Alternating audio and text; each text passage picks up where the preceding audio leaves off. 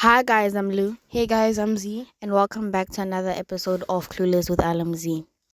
Hi guys, welcome back to another episode of Clueless with LMZ. In today's episode, we will be interviewing Lebo Nomvete once again. In today's episode, we will be talking about her journey as a homeschooling parent, or let me say unschooling parent, what led her there, and basically just the journey of having four kids. So let's jump right into it. Let's Lulu open us up. So, yeah, one of the questions or a starting question is, do you think that the way that you were raised has influenced the way that you're raising your children? First of all, intros. Hi everyone, how are you? Um, it has to. It has to. It has to influence. I mean, the question is how does it influence, not does it? Does it influence? Yes, definitely. Everybody's influenced by their history. But I guess the difference is how you choose that to influence you. Does it shape you? Do you pull lessons out of it? Do you follow, like, do what you've been doing or what you know? So it's not the if it affects, it's how it affects. So, from your childhood, are there things that you have taken from or applied in your parenting of your kids? Yes. First of all, my decision of having kids was influenced by my own childhood history, and with whom I chose to have those children, or what I was looking for in them before I had kids with them, and how I had kids and why I had kids. All of those things were influenced by my own history. I feel like that's a very important question that most of the younger generation, I know that it's a question that Lulu boggles a lot with adults of why did you have children? What was your reasoning for having children? I don't have one reason. One, I've always loved kids. I used to babysit a lot of my cousins. I mean, your aunt Nonki still calls me mommy girl to this day, and I still call her baby girl. I think she was my real child, kind of somebody who I took full responsibility for. So from a young age, I always loved taking care of kids. I've always had a connection with kids, so much so that I had a deep seated fear that I wasn't gonna be able to have kids because I love kids so much. There used to be that thing when we were growing up. Oh, you love having kids. You're not gonna have any of your own. So believe you me, people who grew up with me are shocked that I've got four kids because according to norm or culture, the way that I love kids, I shouldn't have had kids or so many kids. So first one, my love of children was what drove me to have my own, and humanity. I think it translates in even the way that I parent. Humans are fascinating beings. So I could not let up. Let me be honest. Most parents, we have kids for very selfish reasons. It's all about us. That's what I was just about to No, say. no, no, no, no. I'm not gonna lie to you. We have, as humans, ne, there is that, call it a God complex, ne? It's a God complex that I can create this. You can pick it up in the I brought you here, I can take you out when parents say that, which is the driving force. But I have to be honest, though it was a driving force, what came out of it was better than I thought. Um, much as I thought that I wanted to have kids because I wanted to create something, I soon, actually very quickly in my parenting journey, I realized that being a parent has got nothing to do with me. Mm. And that's why I parent you that way. That I am but a passage or a vessel that is part of somebody else's journey. Mm-hmm. Do you understand? And I guess that's why I parent you guys the way that I parent you, because I quickly learned to detach myself as a person from my role as the parent. Do you understand? So much as when it started, yes, parents, myself included, we have kids for very selfish reasons. I think I only had the two of you with those mentalities that I'm creating. But very soon, you were still a year or two, I figured, these are not mine. They are through me, not of me. No, they're not for me. They are through me. So yeah. Do you think that a lot of parents are open to that mindset? Because in order, personally for me, if you are kind of that mindset, how about those parents that are, my child is going to do things my way? Is that the thinking of parenting of me or through me? Of me is wanting to continue your lifespan through your children, because I think that's what parents we are doing, or parents are doing when they want my child must do. So it's like the child is fulfilling dreams that the parent did not have time or effort or energy or intelligence or whatever reason it was that they did not pursue that dream. They're still chasing that dream, but now they're using somebody else's life energy to fulfill those dreams. That's one of the reasons I don't push you into my dreams.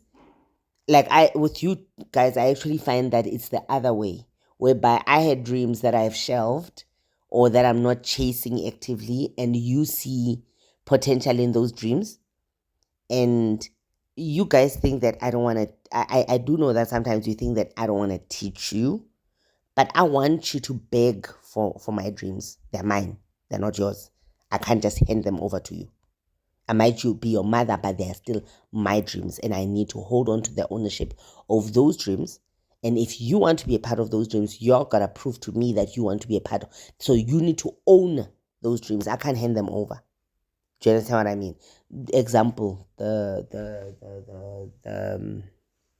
skincare range and thing. I'm not the one who's gonna be on your do this, do this. You have to come to me.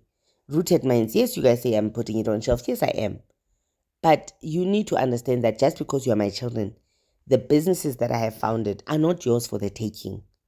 You just stand first in line. So if somebody else out there comes with a better pitch and y'all are not taking advantage of it, I'll pass it on.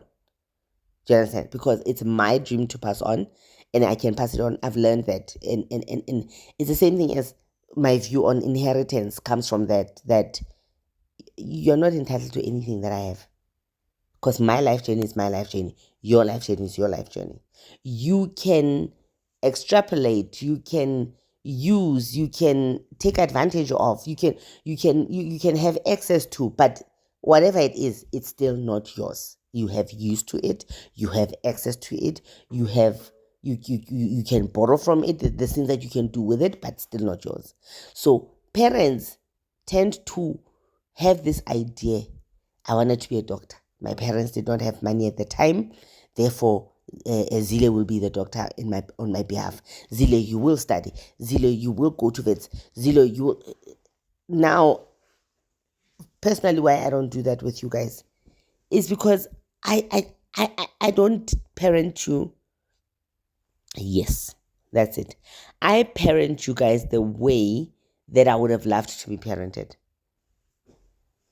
That's the difference between me and other people, is that I'm not saying my parents were bad people or whatever. They parented the best way they knew how at the time with the resources and the information they had. So I'm doing the same thing. I'm parenting you guys the best way that I know how with what I have, with the resources that I have. But one thing that I've committed to is that I will not steal your life force.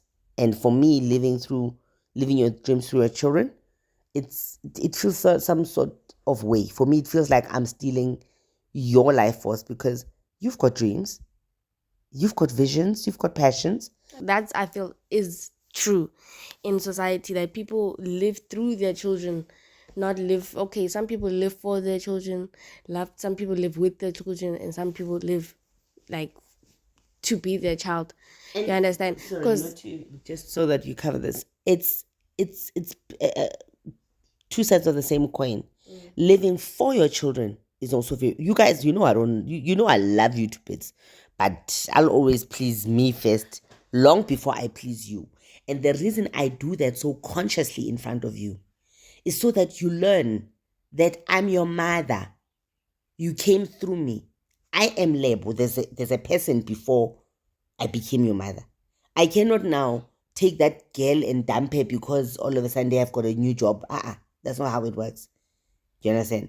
So Lebo has been awarded the opportunity of allowing you to go through her in your journeys of life.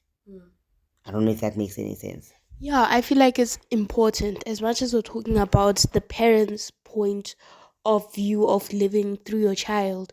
I feel like it's something that I'm personally learning as well, in a way that as much as your parents are your parents, they owe you nothing. Your parents owe you shelter, as cold as it is to say. I don't mean to say to sound mean. Your parents owe you shelter. They owe you access to education, and they owe you access to food, water, the basic necessities, love, care, and everything. From there, whatever sacrifices your parents make is on your parents. And I feel like it is unfair that children hold your parents accountable. I feel like it's one thing I see among. No, I feel like there's a line, there's a silver lining, you know? It goes into, at some point, it's on your parents completely. Like, you literally have no play in it, right? Let's say, as a child, as teenager, you've got some choices, but at the end of it, you know, it's your responsibility because you're aware, you're self-aware of it, right? It's like, okay, now your parents, just for the sake of this discussion, your parents, they didn't give you any guidance in life. You ended up lost on the streets, hungry, right? Who's to blame? Yourself, knowing that you're walking into this dark hole and not stopping yourself, or your parents for not giving you the light to see that hole. I see that silver lining that you talk about of where parents have to kind of like pick up the what's it called? Where parents have to not necessarily pick up the responsibility, but I say acknowledge the part in not giving the child full tools in some situations. Because you'll find that in some situations, a child had all the tools in front of them. A person, as a child, you have all the tools you can. Your parents give you whatever you ask, your parents will give. Just simply ask. Your parents will give you options and such on and such on. But then you as a person, you don't take it. And then your life goes left. Yeah. And then end of the day, people will say, no, my parents never showed me love and stuff like that. But people, have you never met a person where you kind of like see that self-sabotage is real here and they like to blame their parents? I mean, in that way, I think it's balance. It's always going to be partially the parents, you know, input or influence. Ne? I'm not going to say fault and full on responsibility, but you raised the kid. You influenced them, you know, in some way you were involved. When they get older, once they're self-aware on it, ne, then you can be on some, all right, you knew and you didn't do anything, ne? Versus not knowing and not doing anything. You see where the difference is there. So I think maybe when the balance is kind of out, the thing when you see in this situation, the one that you said where your parents said they would give you everything, ne? You know the tools are there. Your parents have been telling you where, no, there are tools in the house, there are tools in the house, go. Just ask me, right? You ask. Or in some instances, comfort. You don't realize you need those tools until you're kicked out and you're a full adult. Is it the parents' fault for not making you aware that, sissy, things are going to happen? Snap out of it, ne? Or is it you that, okay, everyone's just going to be thrown in the deep end, deal with it? So it really depends. Balance and perspective is important in that part. Personally, my opinion on it as someone who's 17 going out into the real world trying to accumulate for tools. Your parent can give you as much tools as you want.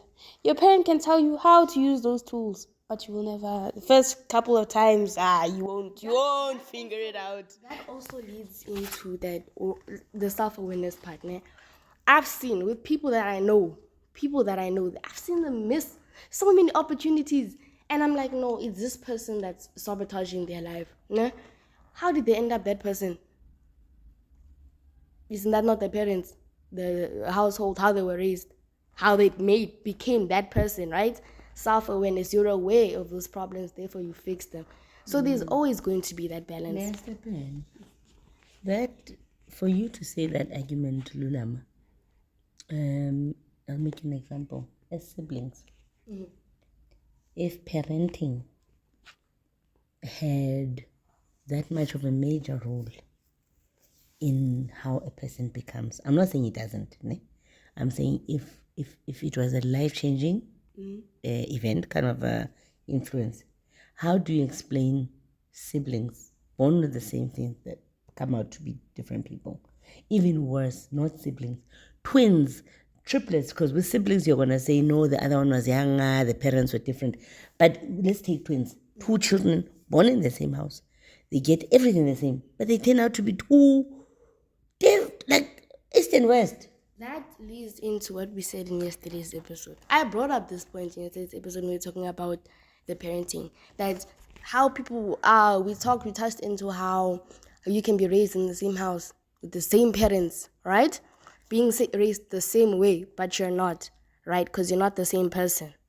Perspectives, how you're treated, the way you move through, how friends influence, personal things that come into your life. There's always going to be a difference. You cannot be the same person. You cannot be raised the same way. So what I hear is from Mao, basically the point I see you trying to bring up, or I see you bringing up, is that as much as parenting is a life-changing impact, people mustn't make it out to be the life-changing impact.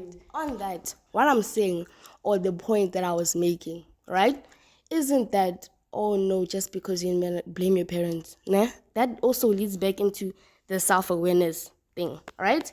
You know. Once you are known that it's a problem, right? Yes, they gave you that problem, but now it's your responsibility to fix it. Nah. So no matter, you can, in the way, if you're thinking logically, the parents should take some responsibility. And leading into, not all people have parents, right? Some people got single parents, some people, so I can't say fully parents specifically influence, ne? But your childhood does. And what happens in your childhood. No matter who it is from, your parents, your friends, your parents' friends, the people that they're surrounded by, all have an influence in it. For me, I would make the example of this when it comes to your guys' language. The fact that you guys do not speak Vernac. It's a conversation that I've had a lot of times with a lot of people. And for me, in Vernac, a lot of people feel that by not teaching you Vernac, I have taken away from you as people that you don't speak Vernac. But I've always held one argument or one perspective on this, that yes, language is a very important thing, but unfortunately, for me it was more of a which one is better, which one do I choose. A lot of people would rather choose to teach their children a vernacular language, but the language is just that, it's empty. It's just a means of communication. They know very little about themselves. Something that I've always loved and prided myself in is that you might not speak vernacular language, but you know pretty much almost everything that there is to know about your culture. So for me, that was more important than the language. I've always figured that I've brought you up the right way. And when you're old enough, the language, something that you can pick up. Yeah. And language is not something that you necessarily have to pick up from me. You can pick up from anybody. You can do a YouTube class. You can do anything. But who you are, your culture, there's something that I need to teach you, that daddy needs to teach you. So I would rather have spent my time, and I spent my time doing that, so that I would rather have you not speaking a language but being grounded within that language. I wanted that there is a particular incident that validated my choice. I still don't regret my choice of not teaching you vernacular. I still hold my choice. I would still do it exactly the way that I did it. Maybe I would speak a little bit more vernac with you guys, but I don't know if you remember, a couple of years ago, Lulama was doing the essays, and the adjudicator took 2 points from you because of your span. Yeah. and you were supposed to cover your spandla. And I remember I was sitting in the stands watching you. I didn't know what was going on because parents are not allowed on the floor. But after the whole incident and when you told me what had happened, I don't think I've been prouder. You know, you were a child. In all honesty, most children would have kept their winnings. You know, what is this spandla? But much as you don't speak Xhosa, but you understood what that Ispandla represented to you. You know, would you have rather been able to answer in Xhosa and agree to back down on Ispandla? No, but in that way, right? There's also an angle which, okay, I could say it's kind of the same argument that was happening. Balance, right? The language thing is fine. I know my culture and everything. But with that, in true honesty, I would have been able to unlock a lot more doors. I opened doors, I found things, but I would have been able to unlock. I don't have an issue that I don't know anything or I don't know vernac. Right now, I'm aware that I don't know. I have everything in me to learn, right? But if I was younger, right, with the traveling, it would not have made much of a difference. It would have been a plus for me, right? Because in both decisions, you choosing not to teach us and you teaching us both had cons, right? For me, the cons may have been in the thing of being connected in our culture. Another struggle I found was being disconnected to my family. What is culture without family? I have the culture, but then I feel like I don't have anybody to practice with. And in all honesty, do you think that your lack of connection is a language thing? I genuinely feel like it is a language thing. Personally, it is a language thing because our family in Durban speak very little to no English. So now there is that bridge of communication that needs to be crossed. Personally, for me, the choice of not speaking vernac from a very young age, I picked it up. I can understand quite a bit of vernac, not fluently, but I can get by with quite a different bunch, Zulu, Xhosa, such on and such on. It would have come in handy for me to be speaking it with people. It would, because of how much we travel and stuff. I'm not gonna lie and say that as an older kid, I don't wish that we would have started speaking in vernac. As a kid, I did try and pick it up, but life moves, and then it's one of those things that you kind of drop. Yeah, it's a lot harder to learn it when you grow older, honestly. Yeah, on that, I'm like me right now could learn, but I know for a fact that when I was 3, 4, 5, it's proven I would have learned easier if it was speaking and stuff, and I still would have had that culture. But the thing about it is also perspective, because I'm learning in a new way, in a new perspective. I don't think maybe I would have missed out on certain things. In everything is a give and take situation. There's always a pro and there's always a con to everything. So with that and the language thing, I do think that it cut some disconnects, it cleared some parts, it missed some obstacles, but in that, it made others. Yeah, like for me, I very found out very quickly. I'm not bashing anyone in my perspectives, but I found out very quickly with the Zulu part of my family that if you don't speak Zulu, even if you're Zulu, Like, it's chai for you. I found that out very fast. And I don't want to say it's my family. Zulu people. I've experienced with Zulu people that you can know as much as you want about the Zulu nation. But language is what they connect to. Is to their door. Is So we know the culture. But for instance, I've seen it where I've been talking, where people are, or people who speak vernacular, vibing and stuff like that. And then either it's my accent or the fact that I'm speaking English in a whole, right? This could lead into deeper problems, because I know for a fact people here in South Africa, especially from my experience talking to people, Zulu people, have a problem with the English language because it connects to their trauma with English people, right? So the fact that, okay, no, I know your trauma, now I'm coming in with the person that did it adds, like I said, it just adds new things. So, if I may ask, what is stopping you from learning? If you're feeling, because remember, as a homeschooling mom, I've always tried to allow you guys to learn things, not teach things. And even with my decision with language, I figured that your need of the language will push you to the language. And yes, it might be a little bit more difficult, but at 40 plus, I'm learning Yoruba. I'm learning French, and I'm doing pretty decent, considering I'm not even spending 15 minutes learning the language. And I know for a fact that if I start to spend at least minimum 15 minutes talking to my French people, talking to my Nigerian people, talking to the people of the language which I want to learn. Literally, if I did it 15 minutes a day, 2 months at the most.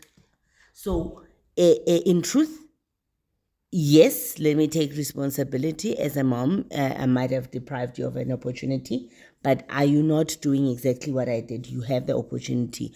Lizile, you are dating a Xhosa girl. Do you speak Xhosa to your girlfriend so that you pick up on the language? But because I don't think you do. No, for me, in recent years, the need has sprung. I've slowly been trying to pick up Xhosa, Sesotho. I pick up small by small. The need has never been big, because as much as we face these obstacles, as much as your choice in not teaching it up has put new obstacles, I'm okay with it. It shows me things of people that I would have never seen otherwise. Yeah, and also, for me, my personal decision why I haven't learned it is because I've wanted to, right? And true reason, I feel like it's because it was never really part of my life in the first place. It was the pressure to learn it was there when I was visiting family, right? When I needed to talk to the people. So If I here, may ask, do you think that your semi-subconscious aversion to learning it is the silent rejection from the family? Now you're going on a, why should I bother learning yeah, their that's what I language? was about to say. They should have loved me without the language. Yeah, So that's if what. they don't feel like loving me for not speaking isiZulu, screw their Zulu. Do you think that when you say that it showed you things that you wouldn't have seen, are you feeling that in a way language, much as it creates closeness, it fakes it too? Yes, for me, with Zulu, that is one of my main reasons. You worded it amazingly. With Xhosa, I want to learn it because I've always had a love for the Xhosa culture. I've always had a love for all their traditions. The language is beautiful. The people are beautiful, and such on and such on and such on. But my personal history with the Zulu people and such on, I don't want to learn a language that's not going to like me just because I don't speak the language. And any feelings that you have, or is it because maybe your Xhosa family you haven't been exposed to that much? Yeah, I haven't really been exposed to my Xhosa family. I haven't really been exposed much to my Bedi family. The Bedi side of life and stuff, they do still actually prefer speaking English. And with Bedi, it's one of those languages I picked up easily, so I can understand. So are you saying that, like, in your mind, you've got the Pedi family and you've got the Zulu family, and both of them you speak English to, but you're closer to the Pedi family, even though it's not a language thing. So you ended up relating to people purely on emotion and connection, and you cut out the language thing. Because I understand the barrier. There was a time in my life where there was that active trying of wanting to learn Zulu, wanting to speak with people. But as Lulu has mentioned quite a few times, negative reinforcement as a kid averts you to things. I'd be made fun of for mispronouncing a word. You learn. While you're learning, you're going to make mistakes and such on. But I feel like I didn't feel that energy that it's okay to make mistakes while you're learning the language. Yeah, one of the things that stopped me was when I did travel, when I was there with my family, it was my accent. One of the reasons that my struggles with like learning them is that the vocabulary, everything is fine. But my quote unquote, I could say is like an insecurity about my accent and the pronunciation, right? Because as you said, it was negatively reinforced. But as I'm older here now, I've got a choice to learn it, ne? And me learning it isn't at the top of my list because, as I said, it wasn't part of it in the beginning. So I don't really have that drive for it to be a part right now. It's only started becoming a bigger issue, I want to say, because as kids, as we said, as much as we had that language barrier, English is one of the main languages amongst the people. You know, it's one of those languages that most people know how to get by, if not speak. So as a kid, even if you don't understand what your friend is saying while you're playing with them, you will play nice together. But as you progress older, you need to understand what's being said to you and what's being said back. Ne? People prefer it. It's communication becomes a bigger part in your life as you grow with age. It's amazing that you say that. That as children, you speak without their language. As you grow older, you need language. So there's a disconnect in communication as we grow older because we fail to connect as humans because we put too much attachment with the language.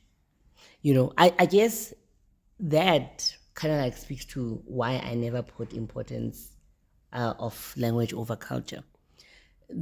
I've always said to people, they ask me, no, but what are their children going to, learn their language or whatever? Guys, music doesn't have a language. When I say it doesn't have a language, musical notes are musical notes.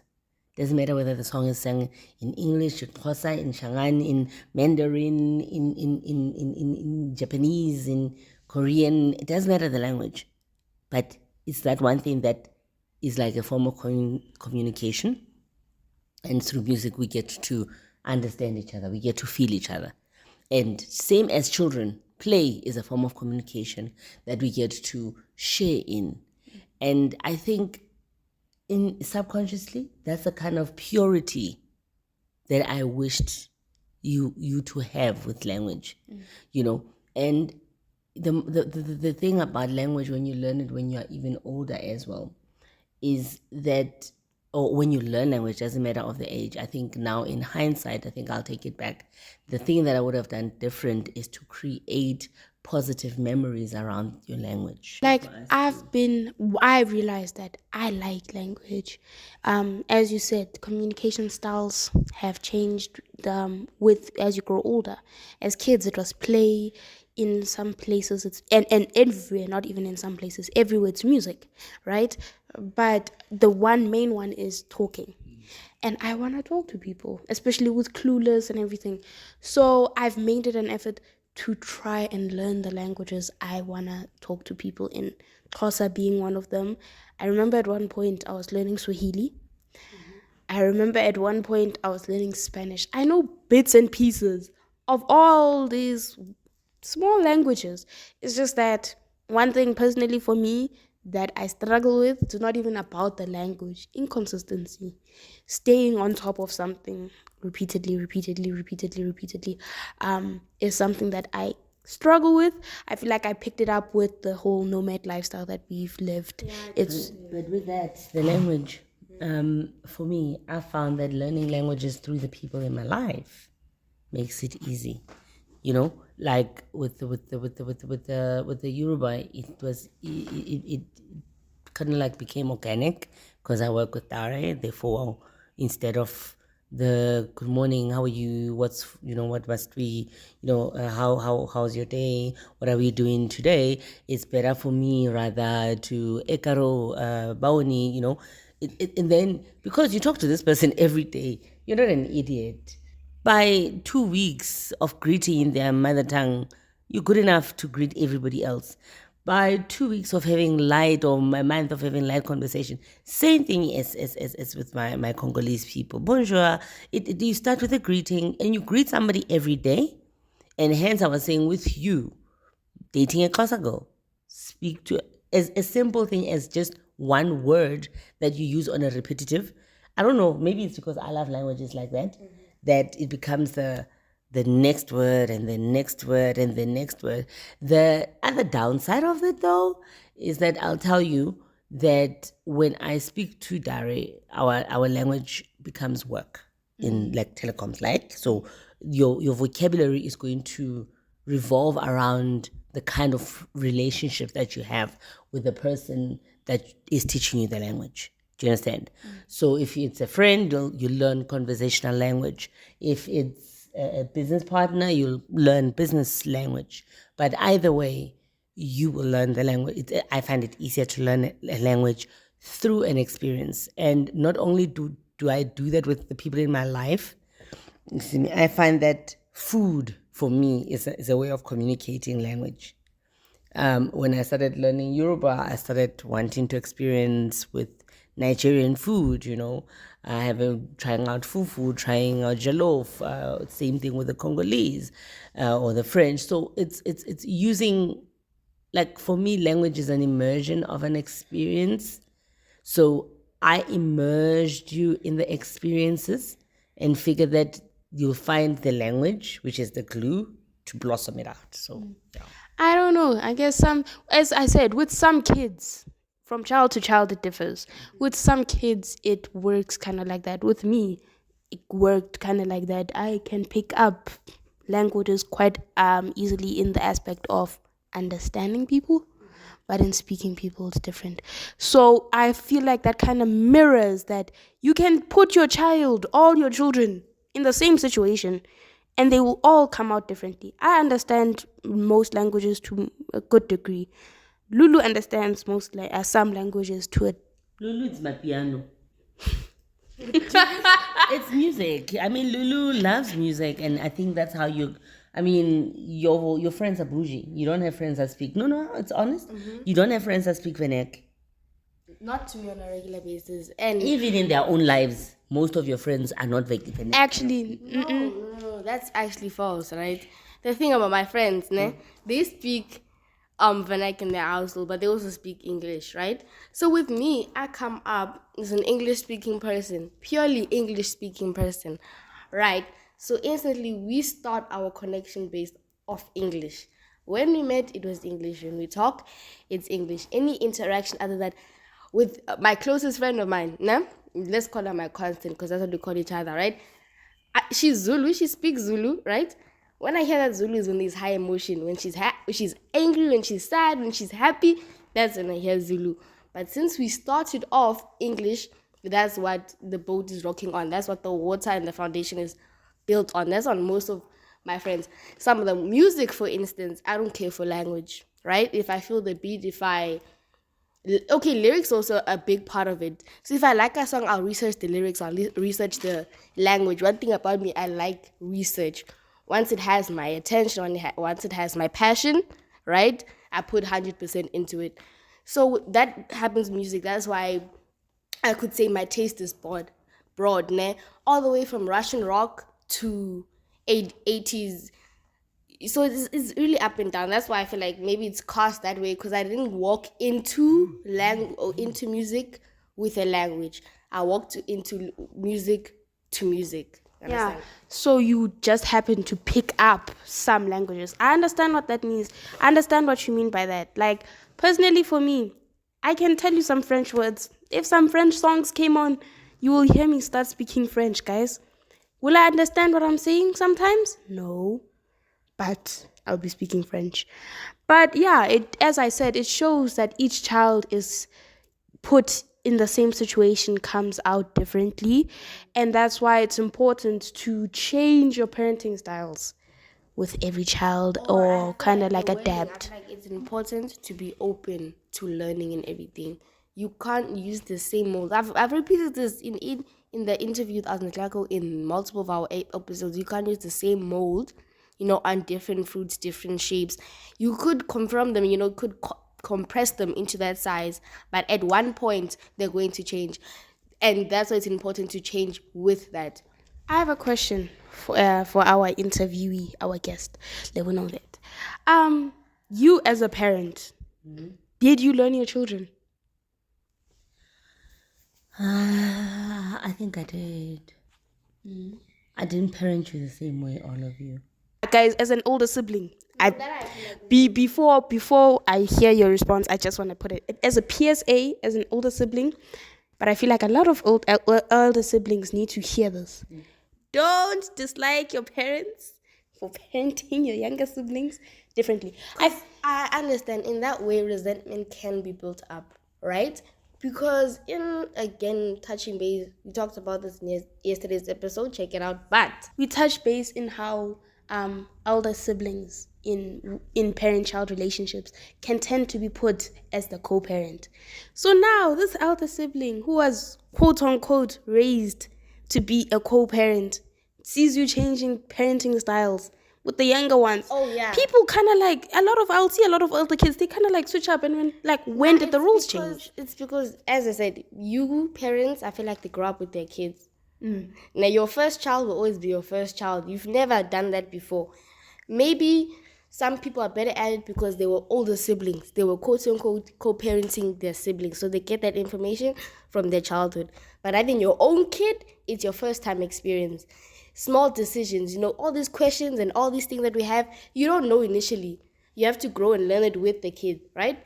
So the parents learn. After each kid, I feel maybe they get better at it. Now, as an older sibling, you are the ones that I could say the mistakes happen. Some mistakes slide, some things slid. And now that the parents are aware that those things happen, they're more easily equipped for it. That's why you see, oh no, there's a switch because it's not the same. They have grown up. You're not getting the same version of your parents. So, do you feel that older siblings are shortchanged with the quality of parenting they get because they get an inexperienced parent? Yeah, in honest truth, I do think that you get better at it. Because with me, as I could see, me being software, seeing just things, that you as a person have grown. In the last 2, 3, 4, 5 years, have grown. 5 years back, not the same person. 3 years back, not the same person. Neither am I. Right? I personally don't feel like the older kids were shortchanged. I don't want to say shortchanged. Okay, I was scammed, but you got the best that they could give you. Yeah, I feel like what's fair to say is that the older kids did get the bottom of the barrel in some ways. Not in all ways. I can't say in always because as the eldest kid, one thing that I see my younger sisters bring up a lot, I got a first birthday party, quite a nice celebration. You got more. I think the shortage of quality is quantity. You got a less experienced parent, but you got a full parent. Like your parent was. On that note, I feel maybe you see the parents was with the first kid, you don't know what you're doing, therefore you're gonna pay a lot more attention to what you're doing. Can't do a blanket statement on this one. So in that, I felt maybe with them having more attention, putting more attention to the parenting, since it's your first kid, you don't want to make any mistakes. With the more kids you have, the more confidence you have, therefore the less attention to what you're doing may happen, right? Because with me, I understand that with my siblings, my younger siblings, they get more attention, and I'm not mad at it, and it's not an issue, right? It's because they need more attention. They need I wouldn't say more guidance, all the guidance, but they're still growing. They need that cutting, for say we're a tree, still a teenage tree, but you're a tree, you could see it's a tree. It's easier to trim. There's maybe a little less or a lot more in different aspects. Now as the child, you see the problems on the leaves, maybe trim the leaves, all that. That's the younger kids. Teenagers, you see a tree, you don't see what's going on in the roots, dog. So that's the changes, the perspectives, the way you handle things, and the way you look at things as well is different. Because I say you can't talk to a 4-year-old the same way you talk to a 14-year-old. You can't look at the situation the same for two different, because they're two different stages, two different people. So Ma, you as a parent, how do you think you as a parent and observing your 4 kids, how do you think your journey as growing as a person has affected your parenting style? My parenting style was never cast in stone. I've always been an organic parent. So my style of parenting, its changing was something that had to happen, something that I was expecting to happen, because even with homeschooling, it opened that door of I was never teaching you, I was always learning with you. So even with the parenting, I think I've always had that understanding that I'm not bringing up my children, we're growing up as a family. I guess parents should stop saying that they're growing up their children. You even as a parent are growing up. I think the language needs to stop. Ukuthi, you are raising. No, you are growing up with your kids. You're not raising nobody. You yourself are getting raised. These very children, yeah, Munna, they're giving you PhDs. Most of my life lessons I did not learn from anywhere else but from these four walls. I learned from my own children. So it's that understanding that we are humans.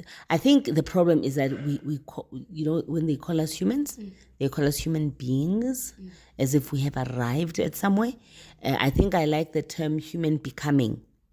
I like the fact I like being a human becoming, because once you understand that you are a human becoming, you understand that you are in a constant state of flow. You understand? So I guess when you say human being, it gives you that I've achieved adulthood, therefore I need to help somebody else achieve. No, you're not. It's a journey for all of us. For all of us, it's a journey. Yeah. You never achieve. Personally, for That's me, what I'm saying, the being. The being gives people that psychological thing of thinking they've arrived. That's why we should be called humans becoming, not human beings, because the being puts a full stop, and we're not beings, we are becoming. And I feel like the whole thing of you're growing with your kids, you're growing as a family, is a great concept as well, because as you're growing with your family, you're growing with your kid. In that, you're still responsible for other people in your growing. In that, okay, I think where you're trying to go is that you're growing with your kid, right? Doesn't mean that you can't take responsibility for flopping. And when I say flopping, I mean that obvious, you could have done something better. Yes, you were growing, but still that child you brought there is dependent on you. Yes, you're clueless, but you still need to figure out yourself. Not in your growing. Be self-aware enough to admit when you've made mistakes. Once you parent from a point of absolute adultism, childism, thinking that because you're the parent and you know it all, the reason why I don't parent like that is because I do realize that some parenting experiences can be traumatic, right?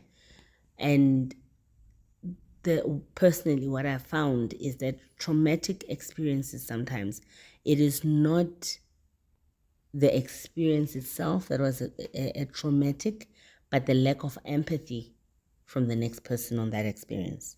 I don't know if I'm making any Most sense. of the time, trauma isn't the actual event, but what happens afterwards. No, it's like somebody stepping on your toe and not saying sorry. That's what I mean. So when you parent from an absolute point of view, you are that parent that steps on toes, and then the child says ouch, and you're like, oh, I stepped on your toe.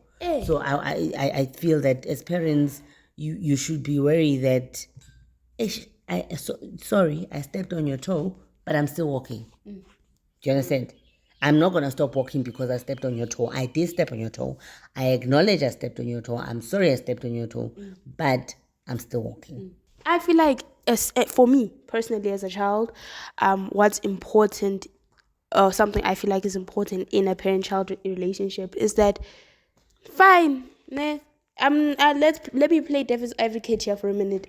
Fine, as the parent, you want to say, I'm the parent, this is how I'm going to do, this is how so and so and so and so and so. You must be well enough knowledged for that. If I'm being honest, I have no problem with a parent saying, this is how you must do my life, and so on and so on and so on. But don't lead me astray, one. Personally, I wouldn't mind being in that if me and you had that parent what relationship. I've thought about it. I've put myself in that situation in my head, because you hear my friends complaining about it, and one of the biggest issues that I've seen in that is that not the fact that you're telling me what to do, but the fact that it doesn't seem like you have my greatest intentions in mind. Or if someone saying trust me, or like come on, the water is safe after they've just fallen. How do you expect me to trust you and after you've shown me that you're not capable of it? So I've one of kids' biggest issues with parents, from as I can see from my perspective, is that parents want kids to trust them without showing kids that they can trust them, or with showing kids repeatedly that when the trust is put in the parent shall let them down. In our previous interview with you, you had said a quote that has actually stuck with me. Respect is standing under someone. That's understanding. That's understanding. Understanding. Understanding, two words. Standing under somebody's perspective. So if somebody says they understand you, or if you say you understand somebody else, it means that you are able to let go of your own perspective and stand under their perspective, so that you truly and honestly go through the emotion, the experience. Respect assuming somebody's competence. Yes. When we talk about respect, if a person is being disrespectful, personally, it's when somebody assumes that I am incapable of making a cognitive decision. So they are question. When you disrespect me, you questioning my mental capacity. That's what disrespect is for me. And when you respect me, it's like you acknowledge my resting capacity. Yes, that I respect that you're capable of doing this, with that understanding or that perspective of respect. Parents will say, respect me, right? But then I will see that they don't deserve that respect, right? And okay, let me not say parents specifically, people older than me, right? Where So let me understand. When you say they do not respect, deserve that respect, you mean you do not have the opinion that they have the competence to reason whatever it is that they are resisting. it depends on why. In this specific case, it needs context, needs perspective. Yeah, but when you say they don't deserve the respect, you remember, that's why I'm saying respect is when you give someone respect, you are assuming their competence.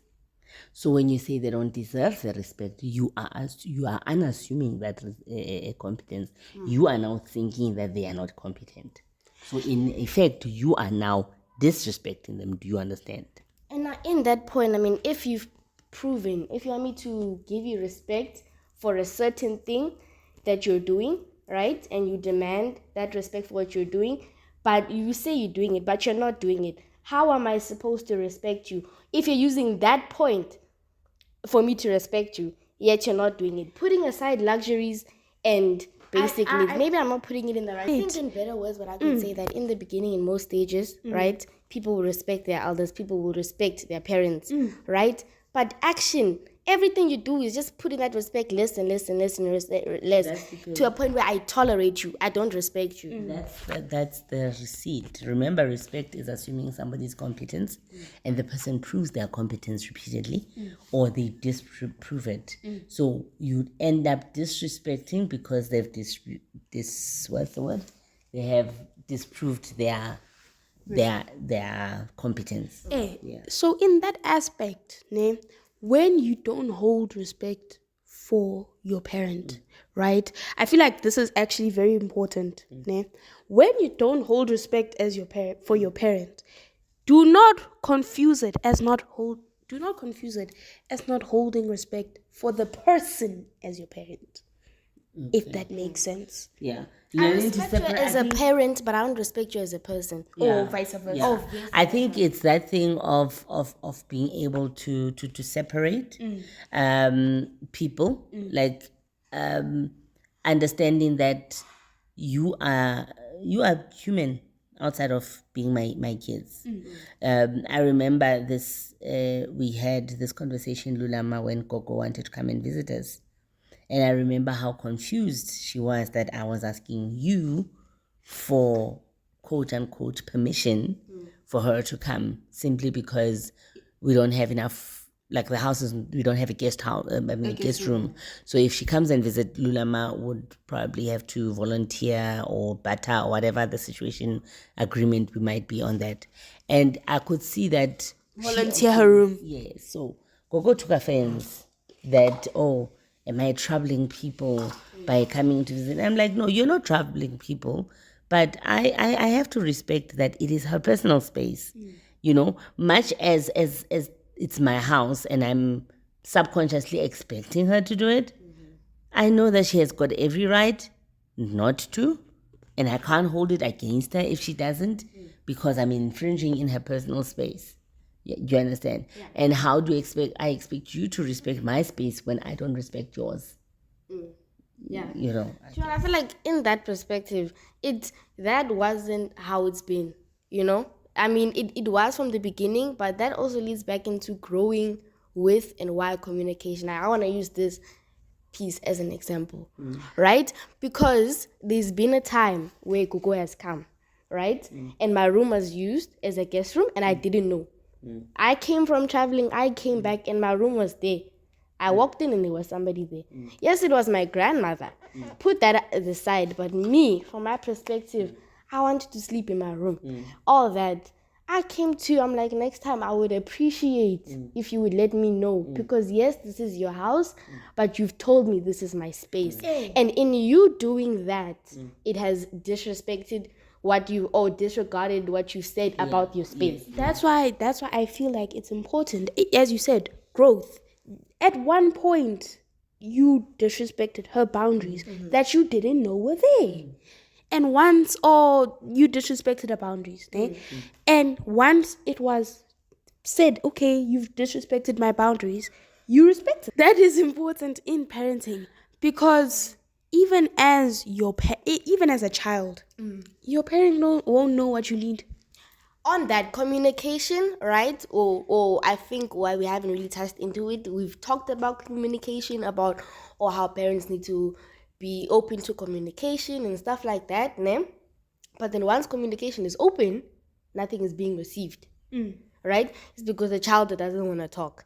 And yes, that child now knows that it's open, né? From you, let's do it. I'll come from a perspective of the child. You're going to come from the parent, right?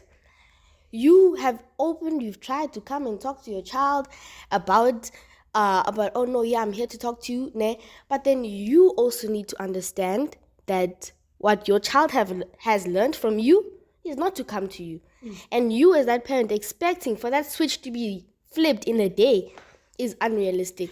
So what you're saying is that parents who, let's say you listen to this or you somewhere, you grow as a parent, this change is not going to be instantaneous. You need to know that you also need to change. You've built, a whole tree has been built. You've built a whole bridge built on that old version of yourself, and you've grown. So you need to take me from the other end of that bridge back there. You can't expect me to jump to where you are. That's why, as Ma said, growing with your child is important, so that as you grow, there's that open communication that this is how things are going to move now. This is how I'm going to move now. That I think there's this disillusion in parenting, especially on open door policy kind of parenting like we have. I find that a lot with my friends, that it is expected that because we have an open relationship, that you guys will tell me everything. They find it very surprising that there's things that you won't tell me. And I always tell them that it's like, I don't expect you to tell me everything. You are human. There are things that, it's delusional, this thing of people thinking that just because you have an open door policy, oh, my child, you should be able to tell me everything. Bullshit. You still need to remember that you're my parent. When I come to you about something, you need to factor in what I'm thinking. Exactly. Right? If I come to you with this piece of information, I need to count in how you react. So some things are going to be much heavier. And that is where the support structure comes in. I can't remember, you guys must have gone to one of a close friend or something like that, and, they were like, Lebo, you need to make space for Guti, your kids must come. I'm like, no, my kids know they can come to me about anything. But they also know that it's okay for them to go to somebody else if they need to talk. And I feel that is a very important thing for parents to know and to understand, that your children won't always, much as you have an open door policy, the policy is not for you, it's for the openness of your child. My children, I have an open door policy with my children for them to know that they are free to express themselves with whoever they need to express themselves with. I would rather have you go and tell Uncle Tom or Auntie Cindy that you are depressed and you are thinking of committing suicide than be afraid of telling me and nobody cares. So speak to somebody else. As long as you guys are speaking, I'm happy. Who you speaking to? um I think I would have taught you enough to choose the people that you speak to, but have a world of people. Don't say because you're my mother I'm supposed to talk to you, you're my sister I'm supposed to talk to you, you're my brother. There is no such. You should be able. In that thing, I feel when it comes to parents trying to communicate, it comes that, when the child doesn't reciprocate that same energy, they can fall into old habits, right?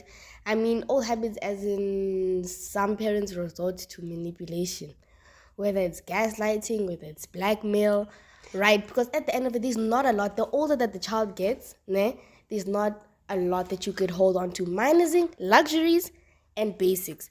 And if you don't have anything else to grab onto, you're going to move to manipulation. I actually had a very similar conversation. It wasn't even about parenting. It was about iVibe.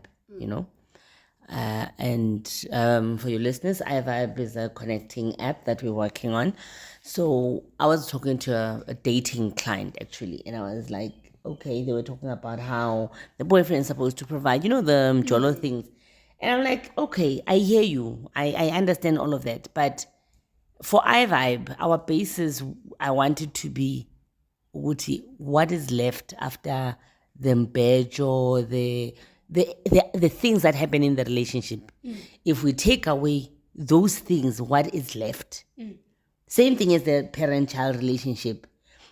If I stop giving you the luxuries, would you still want me to be your mother? I feel like, would you still want me to be your mother? It's the same as some children just don't connect with the parent. Or people focus too much on being their child's friend and not being their child's mother, or being their child's mother and not being their friend. Or I've noticed when thinking perspective, whether it's in a movie, whether it's in my friends, whether it's old relationships that I've heard about, but then it's a thing about, okay, I'm worried about how you're turning out. I'm worried about raising you and how you're going to turn out. And I exclude the emotional part, right? Yeah, you were a good parent. I'm a person now, but then emotionally and everything aside, that was a flop. So finding that balance, because it can tip over as to I was raised well, but then when I'm old, I don't talk to my parents. Isn't it like a click that I guess going back to this thing of growing with your children, which now I'm remembering we haven't done a review in a while.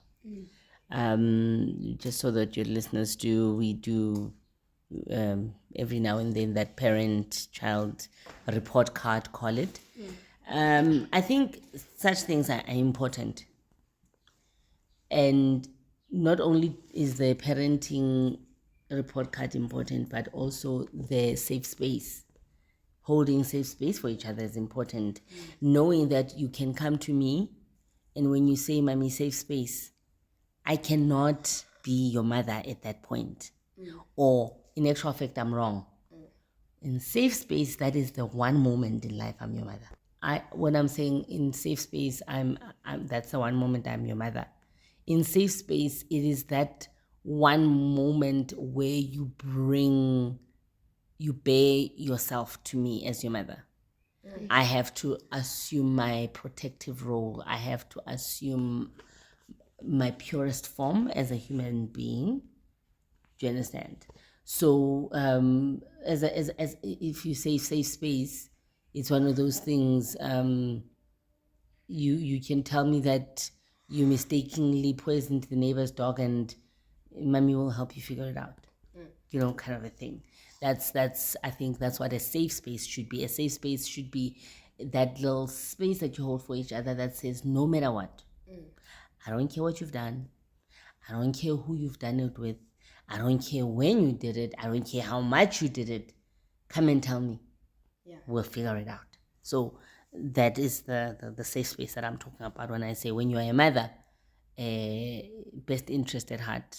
I'm not saying you don't do it all the other time, but generally when you parent, there's a lesson, and you know the fancy kind of parenting. But in safe space, we're not trying to give a lesson, or we are trying to create a space whereby a person comes and bears themselves, and you hold space for them. That's it. That makes sense. That makes sense. And I feel like that's important, especially in those parents that you can't afford to be that parent all the time. You can't. I feel like that's such an unfair expectation as well. To be the parent who's always going to be there, or to be that parent that's always going to be on some there. Personally, for me, maybe it's because I'm the type of person who isn't like that. I don't engage with people on that level. I'm not going to constantly check in with a person on, are you okay? Are you okay? Are you okay? Unless you tell me that's what you need from me. Yeah. Ne? And as again, in parenting, child is different. A child will know what they need from you. Ne? Thank you. So it goes into a parent, oh, just tell me what you want. I don't know. I don't know. I'm coming to you to know, and you're giving me the same question. What do I want? The same question I've been asking myself before I came to you. Hey, and But I also don't know. as I was about to say. As I was about to say. Is that assumption that adult I know? I don't. How do I know? We woke up together this morning. This new day is new for the both of us. Nobody knows this day. So this thing of taking on the responsibility of being the adult as the superior takes away from you to say, I don't know. For me, it's easy for me to, because that's how I've always parented you. So I've always been that parent whereby something major comes in. I don't give you solutions. What do I say? Let's figure it out. And then if it's got to do with your own relationships and siblings, what do I say? Sort it out. Yeah, that's the type of thing where parents will take that, as you said, parents will take that responsibility of, now tell me everything, I'm in charge, this, and this. Don't make decisions for yourself. But then when the decisions need to be made, you don't know how to make them. Yeah. Your child doesn't know what you need from them. You don't know what your child needs. But as again, a responsibility as the adult is Figure it out. not to figure it out. In some ways. aspects, as a young kid, like an intwana, you have to figure out what's wrong with your kid. Think about it now. Perspective and balance is needed in this specific place that we are right now. When you're saying the parent doesn't know. For instance, my arm hurts. I don't know. Then the child says, also I don't know. And then the problem is left like that. Yeah, in that You situation, understand? If we both don't know, we go find out. that's what I'm No, saying. that's what I'm saying. Some people will. I don't know. Yeah, Finish and clap. that's what I'm saying. That's what I was saying, that you go to your parent doesn't know. Your parent you also don't know as the child. It's the responsibility of the parent, personally for me, is to go, let's find solutions. Whether you go with your child to find solutions or you send them in the direction, as the parent, it is your responsibility to say, let's find a solution. It's either to find the solution or to make a way to finding that solution. Yeah. Even if it's saying, maybe we can do this. Ideas, anything. Yeah. Ne? To say and take the steps of, let's find a solution. That's my personal opinion, that as a parent, that is your responsibility. I'm not saying that give your child the hand to hand, step by step, on how to solve a problem. Especially if you don't know. But it's your responsibility as the parent to say, let's find the solution. Yeah. That's why with Ma, I feel like recently we've been getting into newer businesses and stuff, and Ma is a entrepreneur and stuff like that. Entrepreneur. So then I come up to her and I'm like, okay, Ma, I'm doing this and this and this. I need help with so and so and so and so. A lot of the time she will say, okay, what does that have to do with me? Yeah. And again, I will say to her, you have walked these steps. You've walked them your own way, but you've walked these steps. Let me learn from you. Yeah. Very often, more Don't carry me on your back. I'm not saying carry but me at on. least give me some food. Yeah, as I said, I'm now going to her and asking her for information. Whether she gives me, again, an important point here, whether she gives me that information or not is up to her. I feel like this is an important point to make as well. It's your parents' responsibility to say, let's find a solution. It's not your parents' responsibility to find the solution in some situations. That's why in some situations balance. For instance, when you're older and obviously you can find the solution by yourself and you have the mindset, okay, now my parent is my parent, they're supposed to be there for me, they're supposed to carry me. Again, what's older? When you say older, what age is older? It depends on the situation perspective. I mean, older as in when communication can be clearer, older when you're not as dependent on your parents. Older is not when, okay, right now, us, we're teenagers, we're dependent but not dependent. We can take care of ourselves. We can make our own food. We can feed ourselves. We can we can regulate ourselves, right? We can't pay bills, right? So in that way, we're dependent, but we're not dependent at the same time. I catch, like, with unschooling, when it comes to our education and stuff, us as the older kids, we, what's it called? Us as the older kids, we given reins. All of us are kind of given reins, but I feel like us as the older kids have more of a reign. I'm not saying this from Reign of what? of our education, more for we us as the older kids, we have more of a choice, More flexibility. more flexibility. Yeah, us as the older kids, we have more flexibility when it comes to our education. Okay, I feel like in the homeschooling thing, I feel like an idea of freedom is needed. Right. So with us, we've got that Idea of freedom. As I said, with us, we've got that flexibility. We've got the flexibility in homeschooling. We choose what we want to choose, so and so and so and so and so and so. Like, literally, it's our choice. Yeah. In the beginning with the kids, it's now where you've kind of shifted that way with the kids, with traveling and stuff.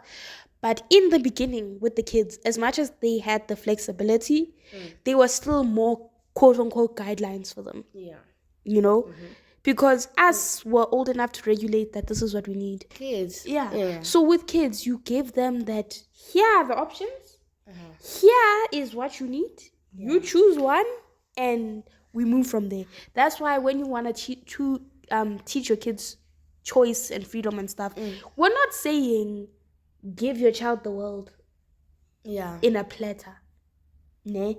But make sure they have a taste of everything. That's the not thing. Necessarily make sure. Let them know. The child doesn't know. Oh, Inform. yeah, true. Let them know. I feel like an important part in parenting that I've seen, one of the important parts in parenting, is that information to your child is your responsibility. Informing your child is your responsibility. Because if you're not going to do it, who is? The child is a human being that's not been here before. You're growing together, but you still have more experience. And on that point as well, I feel like in everything, balance is needed. Balance is needed. Yes, you need to guide your child, right? But at the same time, they need to know that they can walk another path once they're ready, but now you're walking to make sure they're just walking and they don't stand still, right? And then with that can be taken too far with the whole thing of you do choose what I'm choosing. Yeah, it's, as we said, it's an important and balance. And there isn't like a specific way to parent at the same time. With balance, you may say, okay, then what's the balance?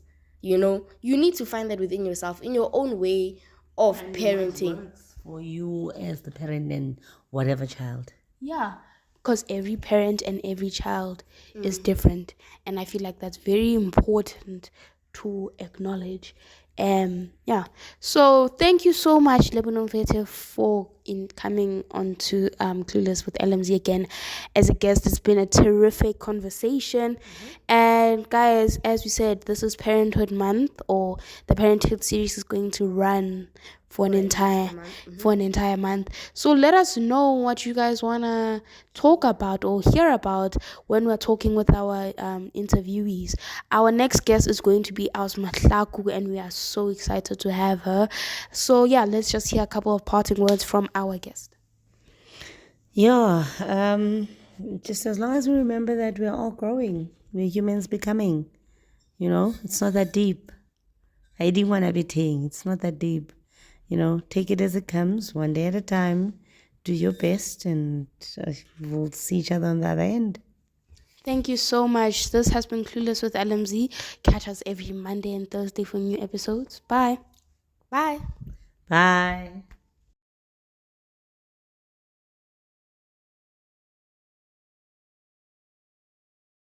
Hi guys, I'm Lou, Hey guys, I'm Z. and welcome back